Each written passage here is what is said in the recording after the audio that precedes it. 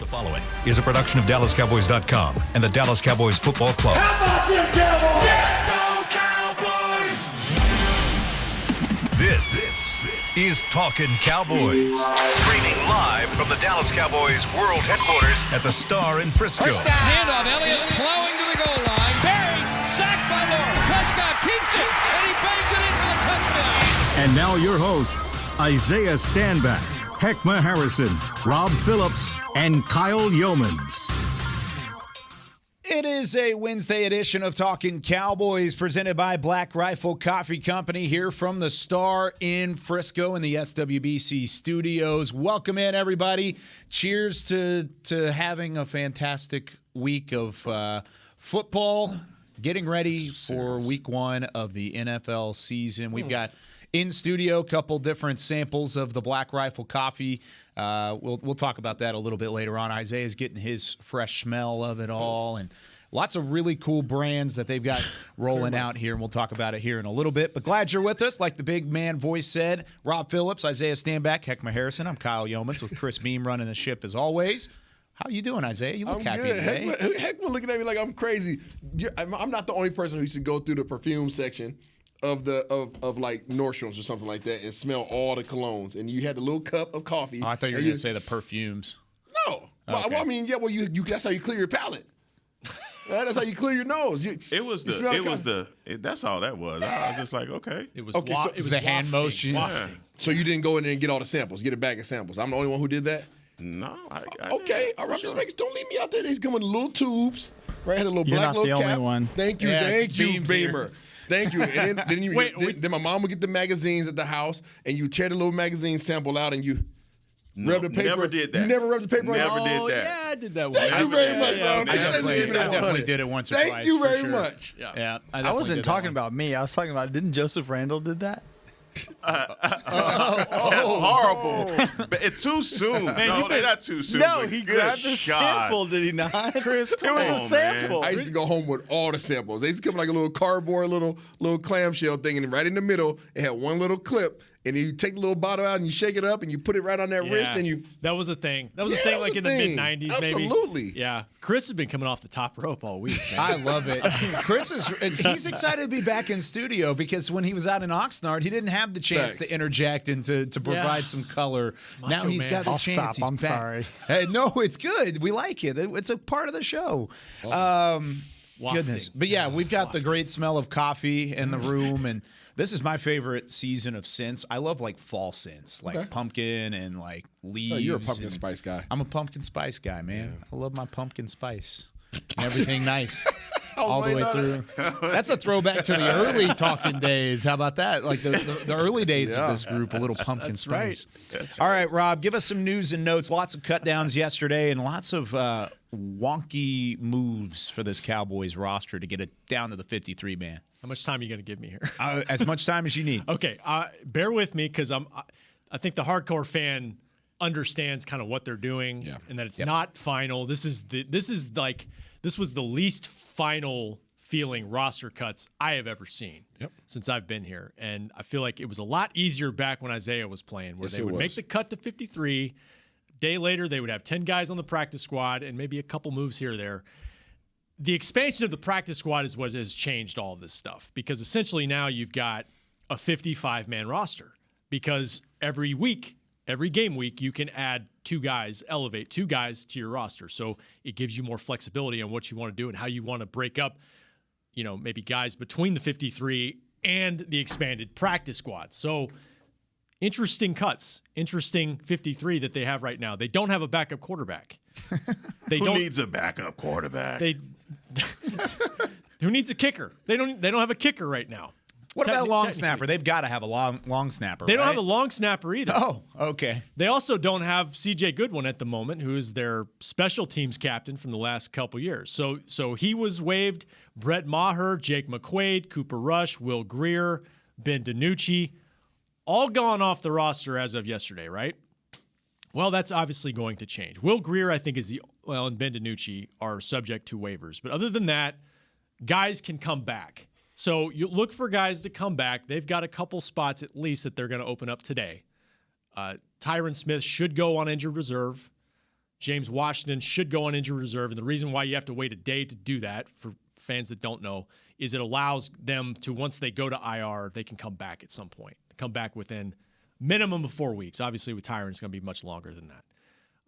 So 2 spots open up there. Some of these guys I mentioned will be coming back either on the active roster or the practice squad, and they can use that practice squad to elevate guys every week.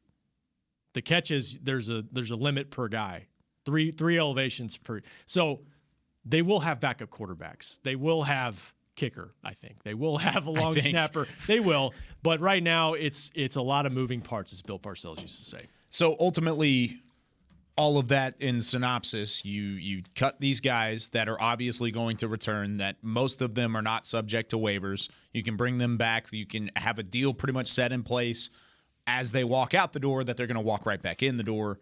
And they probably benefit from it because there's probably a signing bonus or something kind of thrown in there as well when they re-sign with the team. But then also it allows you to put these guys on IR, and then you don't necessarily lose any of those roster spots, correct? Right. Very much so. Just quick little synopsis Yep. and lots of information. But, I mean, there are names on this list that were cut down yesterday that will not return to the Cowboys. Sure. There's a number of them. Let's start with probably the number one, and we kind of talked about this as a possibility, Heckman, but Carlos Watkins, who had a decent season last year, came in as a veteran interior, but in a room where they have invested so much of their draft capital over the last couple of years, there just wasn't enough room for Carlos Watkins. It's probably not going to happen to where he's back on the roster here over these next couple days. And obviously, you talk about cuts being wonky. We had talked about it as well, about Carlos Watkins, possibly the probability of him not making this team. And I just when I was looking at him in preseason, I said to myself, I said, man, you can't coast through this thing, brother. Make some plays because I think a lot of times guys automatically assume that they're going to be a part of the roster. And that was a difficult cut, as we were thinking that Tristan Hill, for all intents and purposes, was not going to be on this team. Tristan played himself onto this roster and had a monster preseason and all OTAs, all of that, man. You just saw him make himself a presence. So for Carlos Watkins, I think off of last year, he was a guy that came in that was a spark plug for the defensive line. You saw him do some really great things in the running game, getting some stops, getting pressures. He was that guy that was getting that double team because of the penetration that he was getting and how he was at the point of attack. So not having him back on this roster is surprising, but in Dan Quinn, I trust. I believe that he's going to make the right moves on this team, and I think the way that they're going towards the youth and the speed of this team, it's unfortunate that he was a casualty. I agree. There's nothing else really to add there. I think this room is just too competitive in terms of that defensive line room, and I think there's only so many guys that you can carry, and you start looking at, we've talked about it, how many guys can you really keep at each position? You have to figure out where you're going to trim the fat at, because obviously you need to have an impact at special teams. On the defensive side of the ball, you need all the versatile looks that Dan Quinn likes to have, and it just gets slim. It gets really difficult. You have a set guy, really 6 guys that you have to have on your roster on the defensive front, and then there's probably 2 other guys in there that you have to make really tough decisions on, and it's a good problem to have. From where the Dallas Cowboys were 2 years ago. It's a really good problem to have, because you would have loved to have any of these guys on your starting lineup 2 years ago. And here you are having to cut these same caliber of players. Yeah. And, Carlos Watkins specifically, Rob, he's a vested veteran, so he doesn't have to go on to waivers. Could he be brought back to the practice squad? Or, barring anything surprising, I don't think he would come back onto the roster. But could he at least is that a possibility with him? I'll admit I have not looked at whether he's eligible technically, because they have expanded the rules, the years and the rules. And he came in the league in 2017. I'd have to look at that one, but I think it came down to, like Heck mentioned, Tristan Hill, and I think a lot of people thought, a few months ago he may not make this team. To his credit, he played his way onto the team. I think it probably came down to Carlos Watkins and John Ridgeway. We talked about Ridgeway a lot 2 days ago and felt like he might be the odd man out, because of Quentin Bohanna kind of taking ownership of that role as the big run-stuffing guy. Well, obviously, they're committed to having a couple guys that can do that on running downs and stuff the run and do all that stuff, eat up space. So might have just come down to an established guy Carlos Watkins, who played a lot for them last year, had a role for them last year versus a young guy. Man, they are going young. There are a lot of young guys on this roster. Well, and there were a lot of young guys that got cut as well that played really well in the preseason. Hopefully for those guys, they return back to the practice squad. That's the thought process. That's what you want to do. Let me name some of these guys that played well in the preseason but did not make the 53-man roster, at least initially, and that's Josiah Bronson, Malik Davis, the running back. Stop me if you guys want to talk about any of these guys. Story Jackson, linebacker out of Liberty.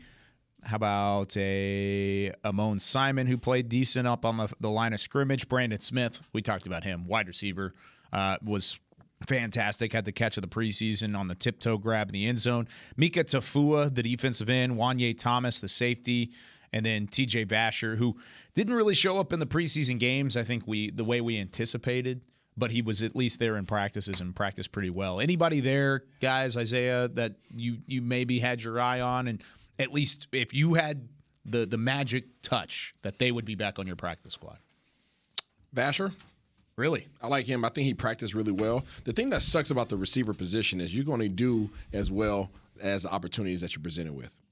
That's the thing that sucks. It's real easy to kind of get forgotten about as a receiver. You can run your routes perfectly. You can do all your assignments perfectly. But if the ball doesn't come your way, I can't show what I'm capable of doing.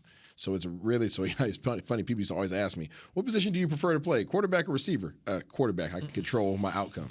Right? You know, I can run. Seriously, as a receiver, you might run 35 routes in a game, and you might get the ball thrown at you twice. I'm dealing with that as a parent. Yeah, it sucks, man.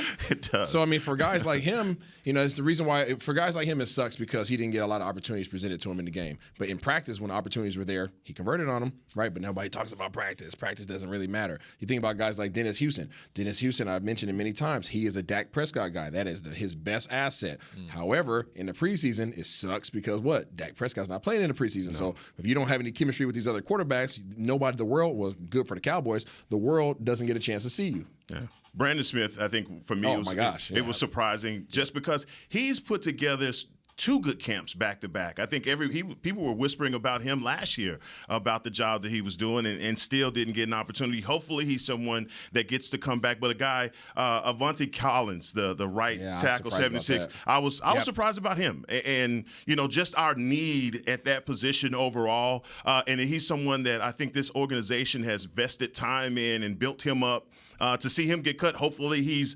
able to come back. Our linebacker situation, I just don't think that we've resolved it also. And so Malik Jefferson, I think we had hopes for him coming in. Maybe that just didn't bear any fruit. But also Story Jackson. I liked him as well. I think he made some plays, but I think you have some guys coming up. Jabril Cox is playing much more solid. You seeing him move much more fluid with that ACL injury. So look, Devin Harper balled. Exactly. And I'm surprised, very surprised that Luke Gifford. No disrespect to Luke Gifford. He's a heck of a special teamer, and he's taking his strides as a linebacker. But they obviously drafted a linebacker in Devin Harper. Yeah. Devin Harper is the faster version of Luke Gifford. Yeah. He runs a 4.4. Yeah, they wanted a little extra numbers at linebacker.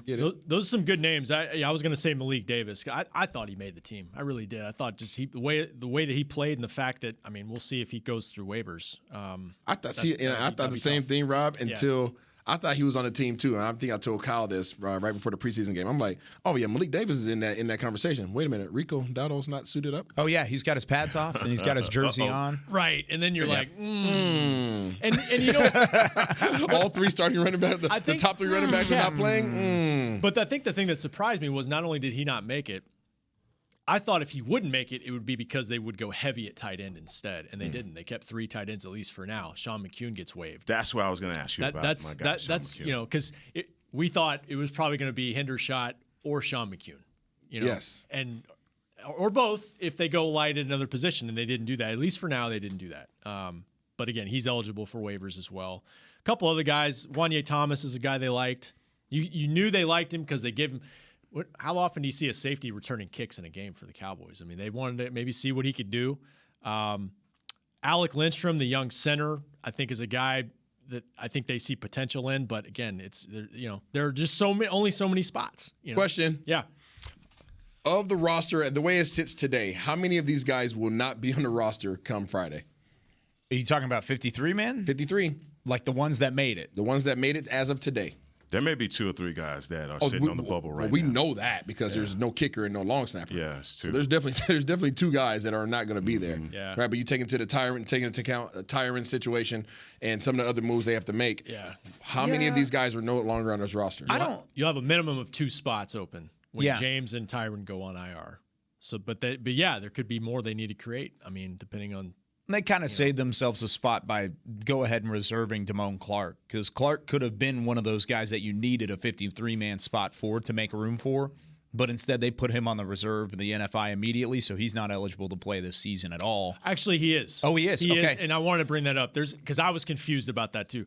Is that a rule change too? Yeah, Okay. They did not have to wait a day for him to do that, so he technically can come back this season. Oh, good. Yeah. That's he's kind hopeful. of exciting. Yeah. I've spoken with him. He's very hopeful. Talk about linebacker room. Ooh, Jesus. I mean, that's one guy that could absolutely Flip it add on his to the head. linebacker room. I mean, he was a second-round, third-round guy until he got hurt, or until he was. they he found was out talked about it. it. Yeah, talked about.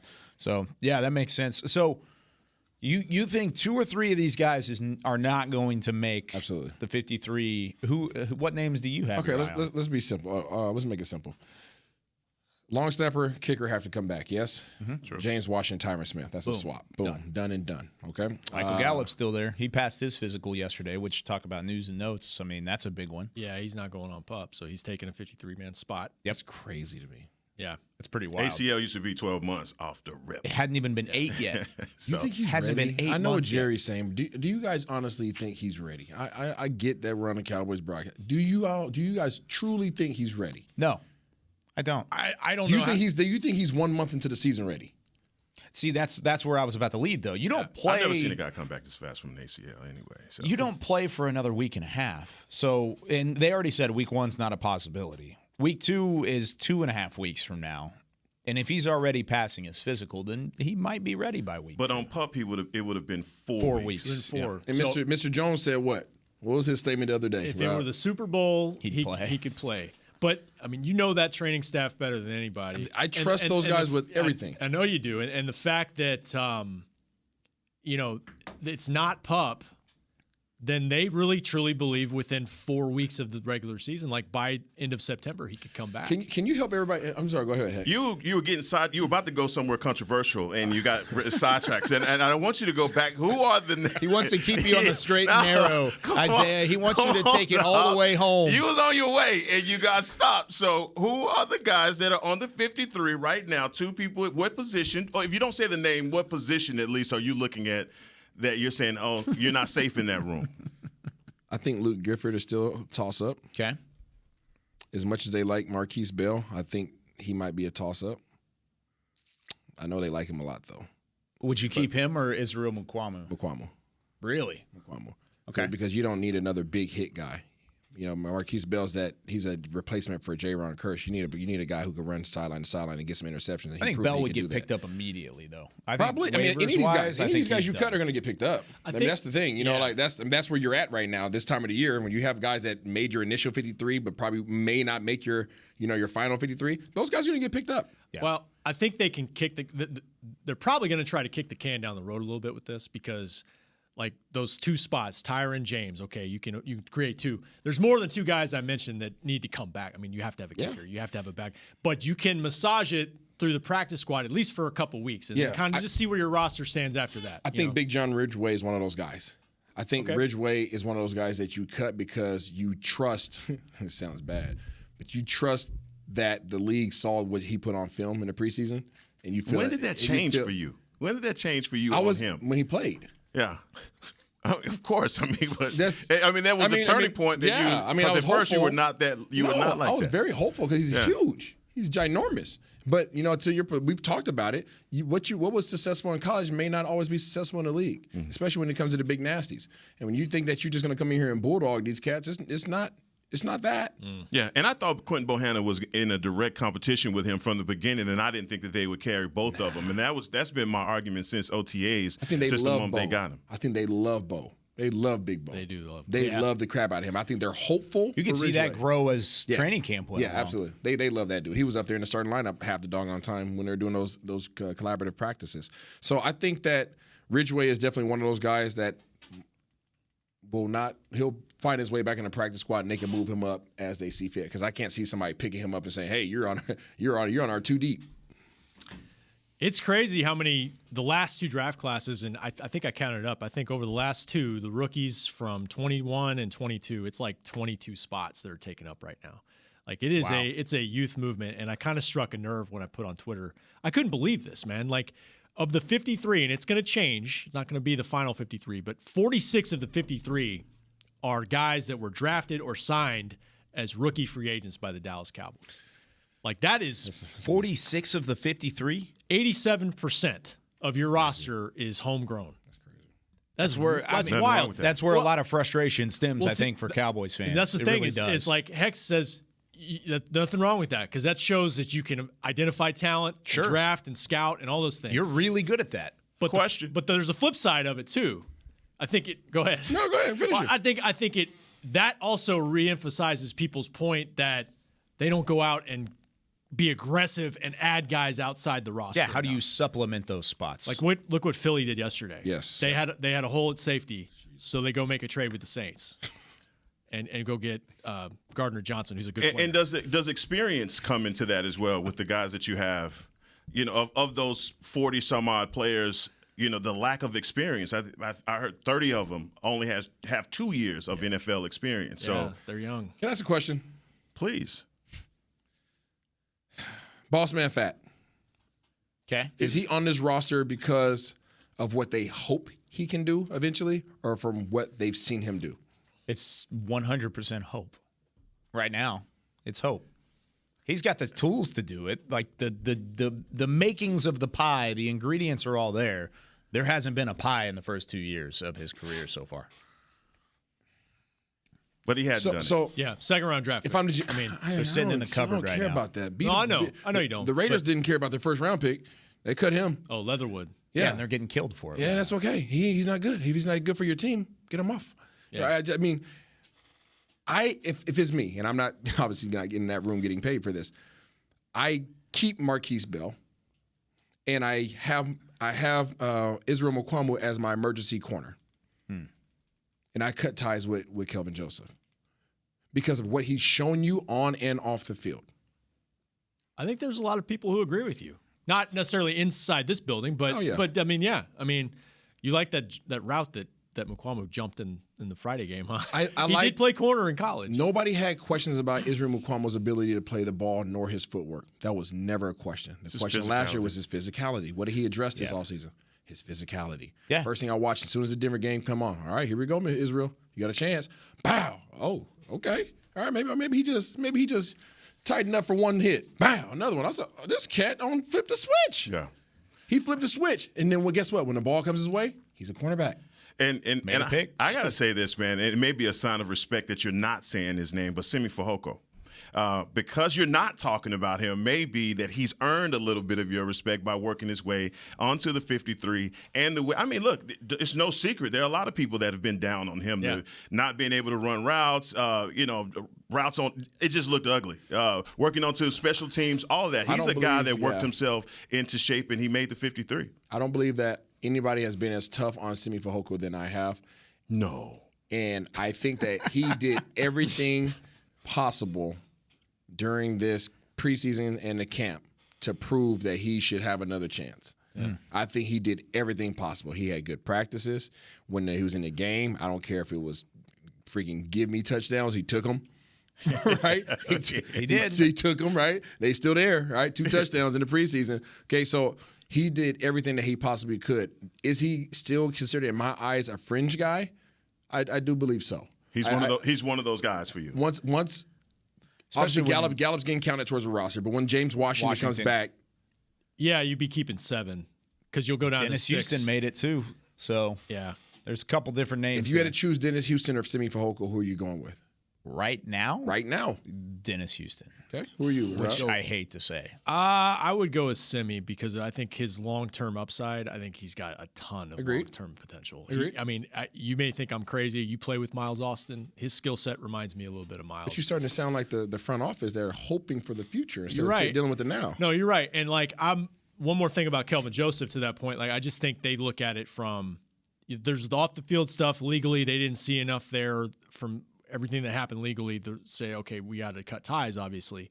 And then on the field, they invested a second-round draft pick in him. So and historically, and he does have a lot of talent, so they're going to show patience. They're going to show patience. Yeah, historically, they just don't give up on guys that have that talent there, and they're not giving up on him. But I agree with you. I mean, he's showing you it's obvious things that he's doing that you say, okay, look, this boneheaded stuff, we got to do away with that. But at the same time, having a little bit of grace with the guy and allowing him to mature through some of his issues, this organization has been really patient in that way. Yeah. And Simi Fajoko's a great example of it. There are a couple other players that are kind of mixed in between there as well. If you cut Simi, do you think are you worried that he gets picked up? I actually am. Probably, yeah. I actually am because I think he would get picked up. I think there were teams that I think kind of told the Cowboys like, oh man, we were looking at him and it's the same thing as Marquise Bell. Marquise Bell wasn't drafted, but at the same time there was a bidding war for him outside of it. And the Cowboys took Simi where they took him because there were other teams that wanted him. And actually, I thought I saw Simi make more plays consistently over the whole course of the camp than Dennis Houston. Did you think that, or did you see Dennis? I think he made big plays. I think he made the splash plays. But when you think about how he would be utilized if he were to play in the game, I don't know that Dallas would rely on him in that regard. I think that Dennis Houston's more of a plug-and-play guy for the Dallas Cowboys right now than Simi Fehoko. You're not wrong. At this moment. You're not wrong. Seriously, I mean, he's a more complete wide receiver. Dennis Houston is. Yeah. All right. Does Dennis Houston clear waivers? Maybe.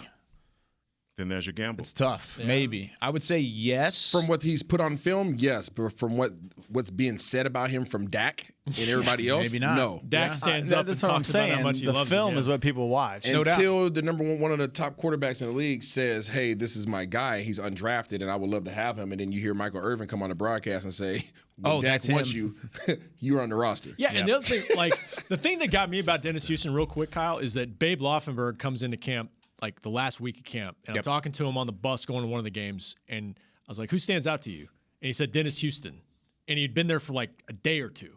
And that's a former quarterback, just loved his routes, loved just his approach. He's always in the right spot. And it's like, oh, okay, well, obviously, if you know football, you really see something in him. For all of the Cowboys fans that are just at home and they're either frustrated with this wide receiver position and they're tired of hearing the names Simi Fehoko and Dennis Houston, you're hearing these names for a reason. You're hearing them because they're standing out and because not only are the media looking at it and seeing, oh, wow, Dennis Houston's making plays. Simi Fehoko looks better than he did last year.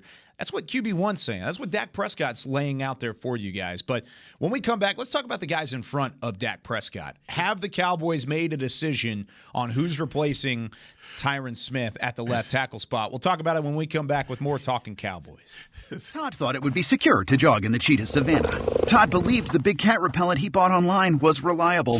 And now, Todd is trying to be faster than this cheetah that can run 80 miles per hour. But the good news is, Todd has AT&T 5G that is fast, reliable, and secure.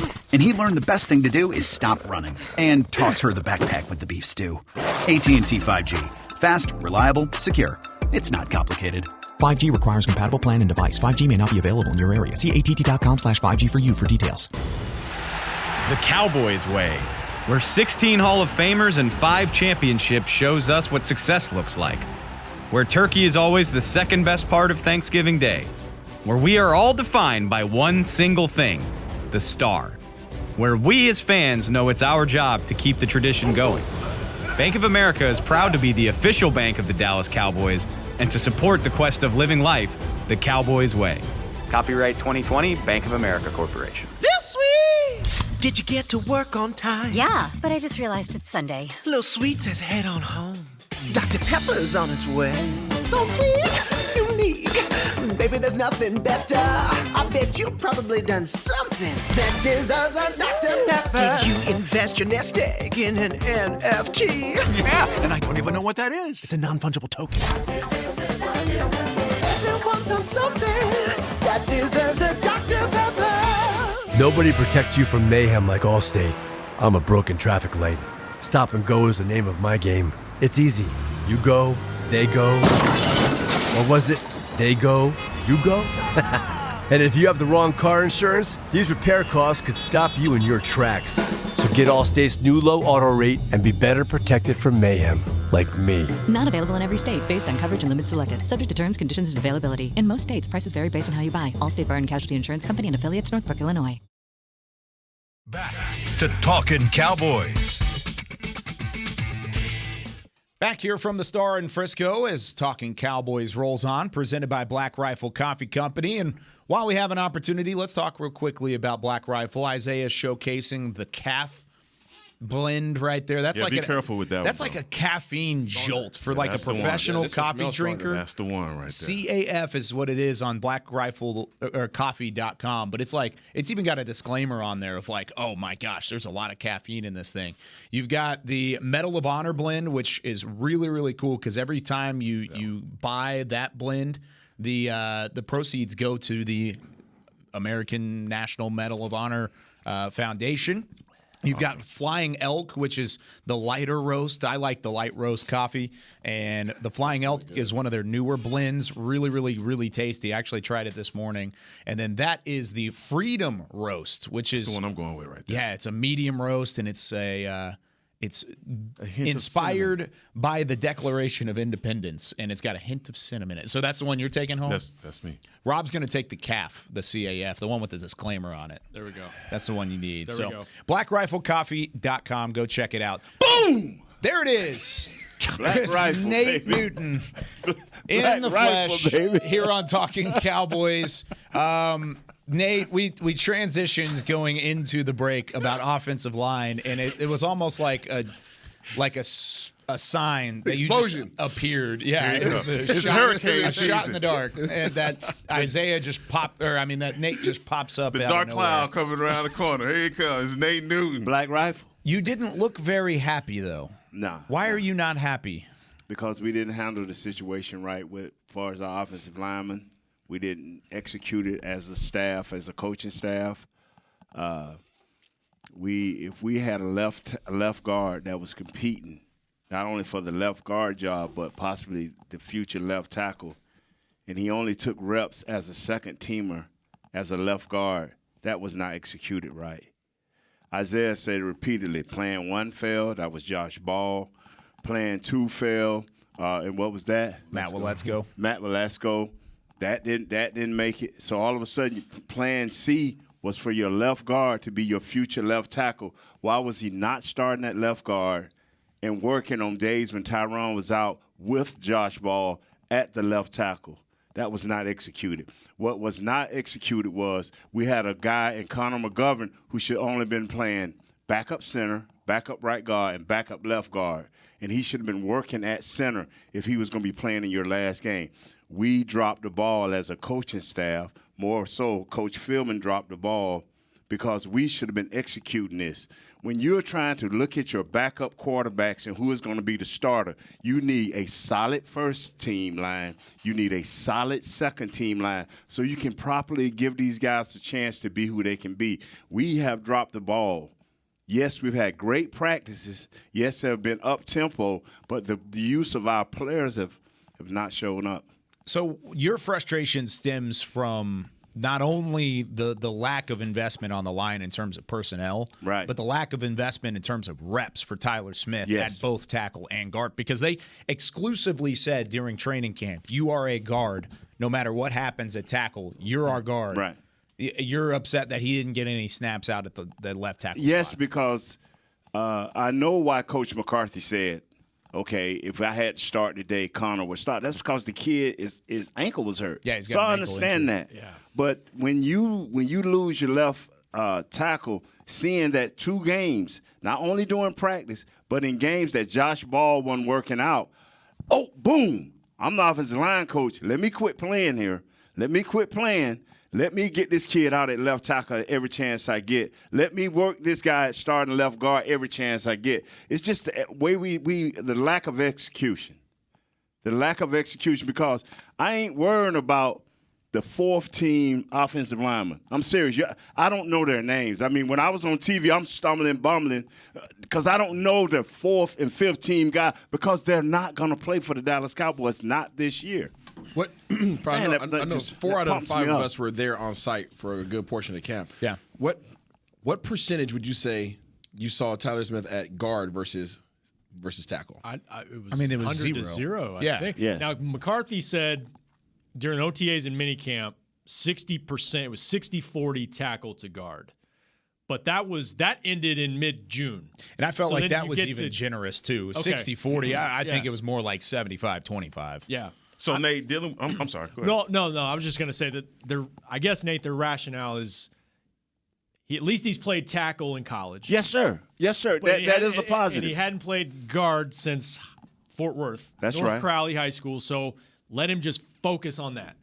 And so that's the decision they made. But you're right. You put him in a situation now where he hasn't done it in weeks and weeks. Can I piggyback what he's saying with, if he's going to be our left tackle, Nate, what position? How do we put him in a position of success starting Sunday night? What's going to be the scheme to have success with him out there when he hasn't played any left tackle or had any reps? R-U-N with caps. R-U-N-N-I-G with caps. R-U-N-N-I-N-G-S apostrophe S with caps. Running the ball. Let him get a rhythm of coming forward before you back him up. And when you back him up, Dak cannot have a 3-step, 5-step, 7-step drop and be standing behind the center. Naked boots, sprint outs, move the pocket, give this kid a chance to get his rhythm. I'm not saying this kid can't do it. His technique is going to be a little wobbly, but we have to give him opportunity. And we also have to give our left guard opportunity. And we also have to give our center opportunity because none of these guys have played together. Yeah. Now, running downhill all kind of seems very similar, no matter if you're a left guard, center, right guard, doesn't matter, tackle especially.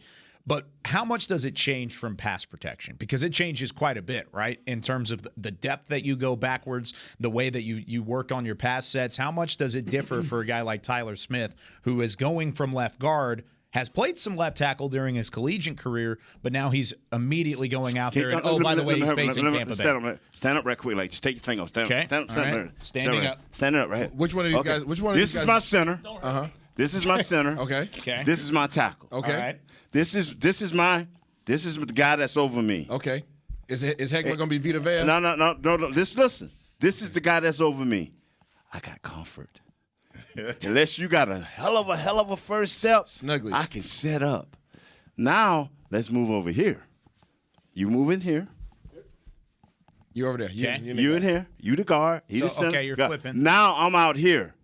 This dude, La La Land. I got some help in here, but if you take me back deep, now I'm by myself. You're on an island. 1 here, 2 here, 3 here.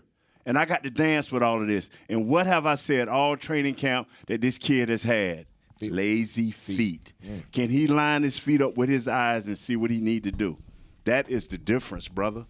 You went from snuggly cuggly, let me kiss you, to out there with a Kodiak Grizzly that got ballerina feet. It's the difference between sleeping with a cover on and then somebody, your sheets didn't get dry. And then you find out you was whole butt naked. Lord. Oh, gosh. Whole butt naked. Yes, sir.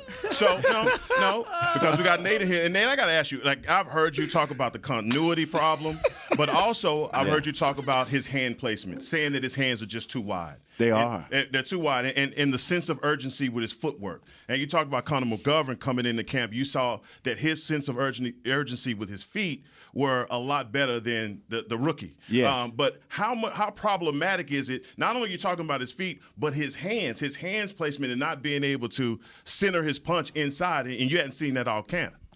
This is Connor. When I see Connor, I'm serious.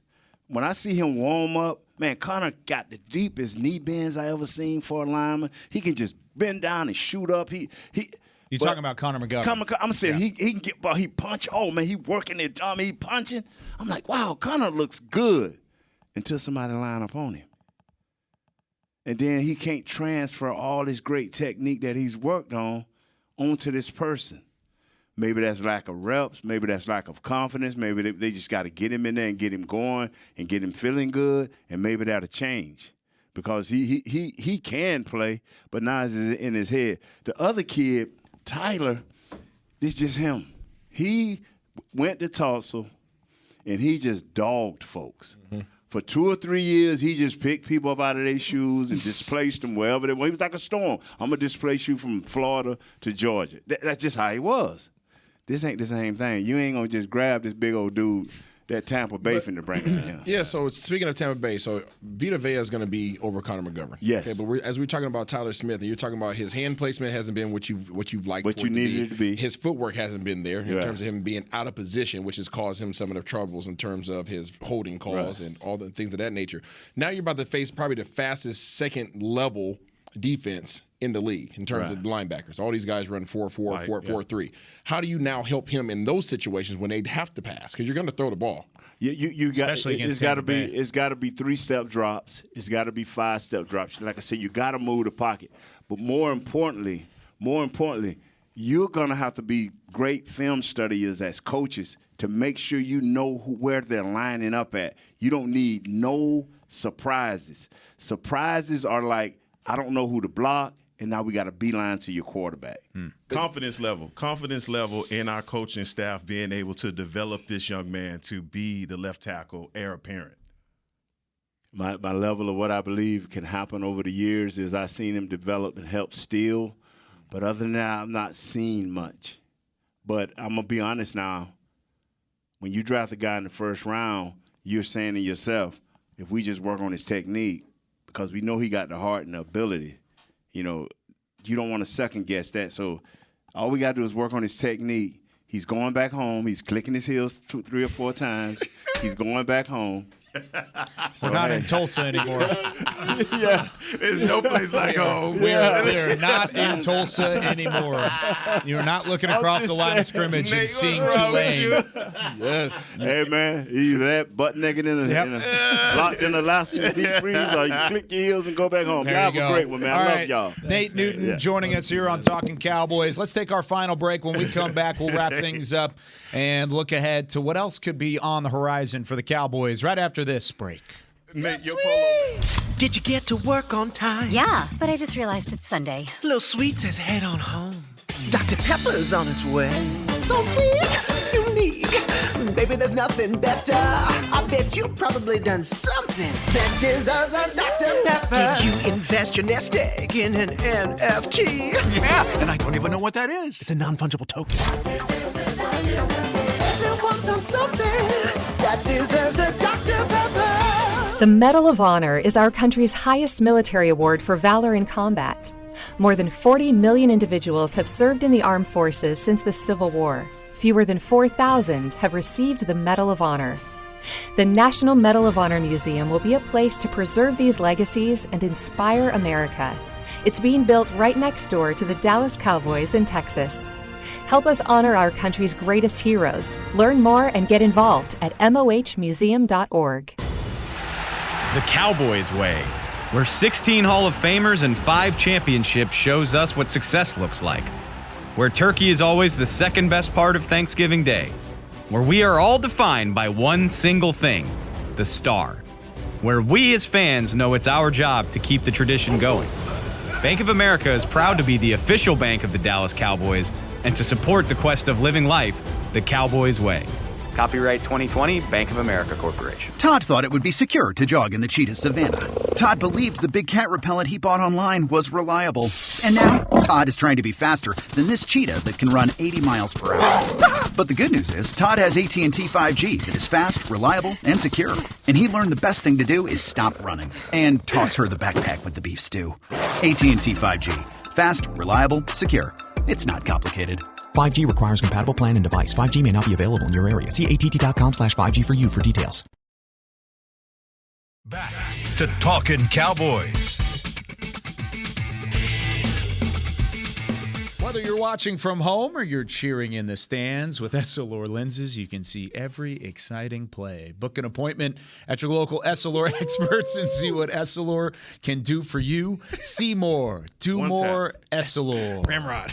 One tap. I like that. I liked the mic sling today. It was good. Hey, you got to wear that on your pink. You got to wear that as a pinky ring, bro. Which one? Your ring there on your right finger. You got to put that as a pinky ring. That's stupid. But you know what, Kyle? Guess what? You know what we haven't done in a while? Where's the Aggie ring? Nice though. You guys know what we haven't done in a while? What's that? Wallet check. Wallet check. It's in my car. What? Yeah. Mine's in my bag. I probably shouldn't have said that. Nobody knows where I parked. But hey, it's the Honda or the Ford F-150 out there. I don't know.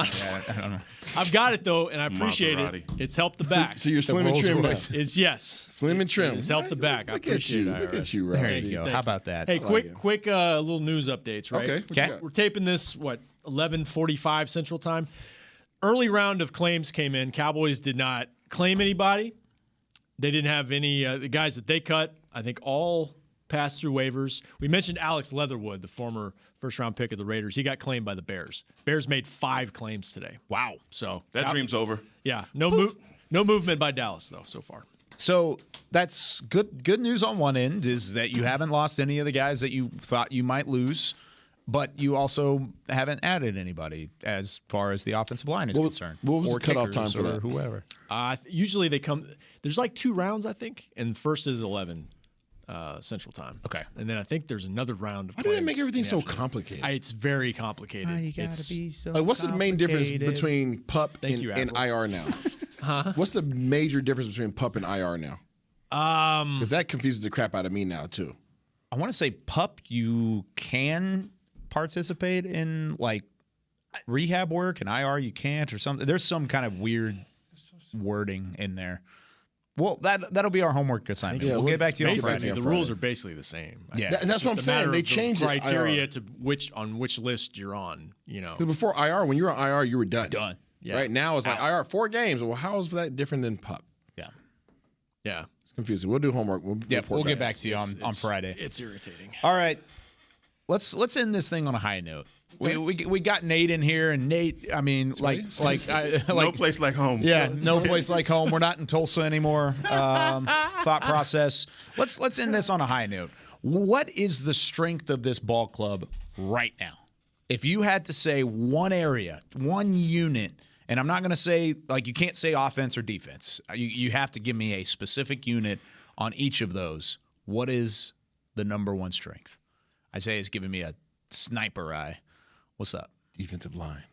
Why is that?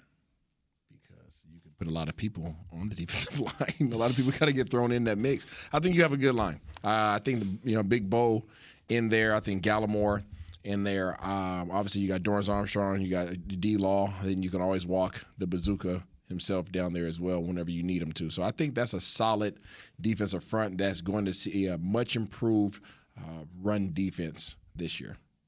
Heckma? Yeah, I would. That's where I was going, edge rusher, and I think it's because of all of the guys that you have. But Sam Williams for me was the bright spot of camp. He's raw still, and you could tell, but his just ODB brute style strength and the way that he approaches the game, he seems to be a guy that over the years is going to be relentless in his pursuit, and we've needed that, and we've only had that kind of hunter and Micah. And look, man, all respect to Tank because I still believe that there's a lot in the tank for him. But just seeing Sam Williams compete, I'm really excited about him. I like what you guys said. I'll just say, to be different, I'll say linebacker just because you throw Anthony Barr into a group that already is led by Micah Parsons. I think Leighton Vander Esch coming back is big for a year at least.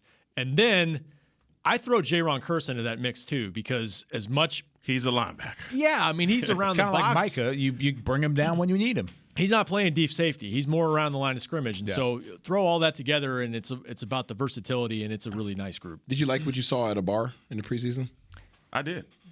You didn't really see anything. Didn't see I mean, we saw him in the last game. We saw a little bit. Yeah, he played well from the minimal snaps that he had, but he was on the pitch count all the way through. Yeah, of course he was. Yeah. So, I think – so consensus front seven is where you feel good. When's the last time you got a chance to say that about this Cowboys team, where the strength is the front seven?